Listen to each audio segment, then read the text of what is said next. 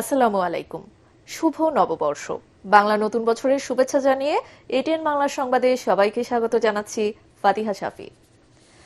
দেশে গত ২৪ ঘন্টায় হাম ও উপসর্গ নিয়ে আরও ৯ শিশুর মৃত্যু হয়েছে। স্বাস্থ্য অধিদপ্তরের সংবাদ বিজ্ঞপ্তিতে এ তথ্য জানানো হয়। এ সময়ে ১,১০৫ জন নতুন রোগী শনাক্ত হয়েছে। সন্দেহভাজন রোগীদের দ্রুত হাসপাতালে ভর্তি এবং প্রয়োজনীয় চিকিৎসা নিশ্চিত করার পাশাপাশি টিকাদান কার্যক্রম ও জনসচেতনতা বাড়ানোর তাগিদ দেন স্বাস্থ্য বিভাগ।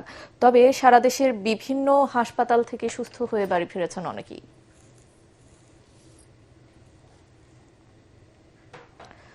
সরকার জনগণের আস্থার মর্যাদা রাখতে চায় বলে জানিয়েছেন প্রধানমন্ত্রী তারেক রহমান। টাঙ্গাইলের শহীদ মারুফ স্টেডিয়ামে কৃষক কার্ড বিতরণ অনুষ্ঠানে তিনি বলেন, দেশের মানুষের ভাগ্য পরিবর্তনের লক্ষ্য নিয়ে কাজ করছে সরকার, আর কৃষি কার্ডের মাধ্যমেই তার সূচনা হলো। প্রধানমন্ত্রী জানান, পর্যায়ক্রমে ২,৭৫ লাখ কৃষকের কাছে পৌঁছানো হবে কৃষক কার্ড।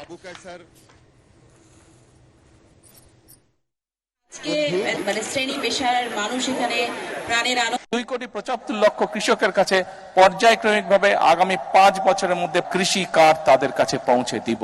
বিএনপি সরকার বিশ্বাস করে যে এই দেশের কৃষক যদি সচ্ছল থাকে, এই দেশের কৃষক যদি বেঁচে থাকে, এই দেশের কৃষক যদি ভালো থাকে, তাহলে সমগ্র বাংলাদেশ ভালো থাকতে পারবে, সমগ্র বাংলাদেশের মানুষ ভালো থাকতে পারবে। এখন আমাদেরকে দেশ গড়ার সময়।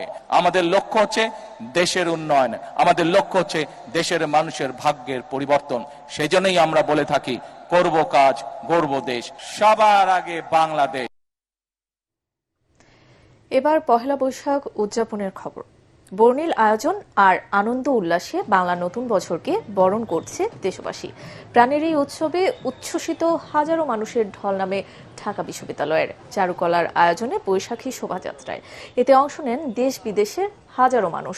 তুলে ধরা হয় বাংলার হাজার বছরের ঐতিহ্য ও সংস্কৃতি। সাধারণ মানুষ বলছেন, বাঙালির প্রাণের এই অনুষ্ঠান ধর্মীয় কিংবা রাজনৈতিক বিতর্কের ঊর্ধ্বে রাখা হোক।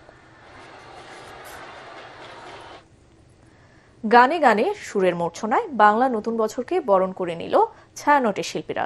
ভোরের আলোয় রমনা বটমূলে ছায়ানটের সঙ্গীতানুষ্ঠানের মধ্য দিয়ে শুরু হয় বাংলা বর্ষবরণের মূল আনুষ্ঠানিকতা। ঐতিহ্যবাহী এই আয়োজনের প্রতিপাদ্য চিত্তজেথা ভয়শূন্য উচ্চ জেথাশির। প্রায় ২০০ শিল্পীর পরিবেশনায় সম্মেলক সঙ্গীত, একক গান এবং আবৃত্তি উপভোগ করেছে হাজারো উৎসবপ্রেমী বাঙালি। জ্বালানি তেল নিতে আসা গ্রাহকদের ভোগান্তি কমছে না। রোদ বৃষ্টি উপেক্ষা করে দীর্ঘ সময়ের লাইনে দাঁড়িয়ে নাকাল চালকরা। সার্ভার জটিলতায় কাজ করছে না পরীক্ষামূলক ফুয়েল অ্যাপ। এতে নতুন ভোগান্তিতে গ্রাহকরা। এছাড়া রাজধানীর বেশিরভাগ পাম্পে ডিপো থেকে সময় মতো তেল আসছে না। তেল পেলেও তা কয়েক ঘন্টা পর ফুরিয়ে যাচ্ছে। পাম্প সংশ্লিষ্টরা বলছেন, মজুত করার মানসিকতা দূর না হলে সংকট কাটবে না। এদিকে অপরিশোধিত তেলের অভাবে চট্টগ্রামের ইস্টার্ন রিফাইনারির উৎপাদন বন্ধ রয়েছে।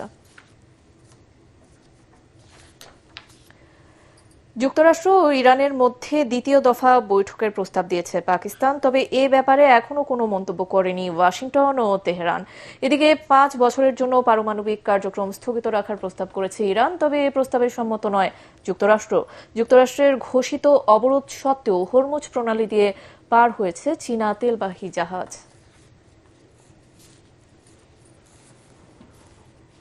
পরবর্তী সংবাদ দেখার আমন্ত্রণ জানিয়ে এখনকার মতো শেষ করছি। এটিএন বাংলা সংবাদ ইউটিউবে দেখতে ব্রাউজ করুন youtube/ATN বাংলা নিউজ। সাথে থাকার জন্য ধন্যবাদ।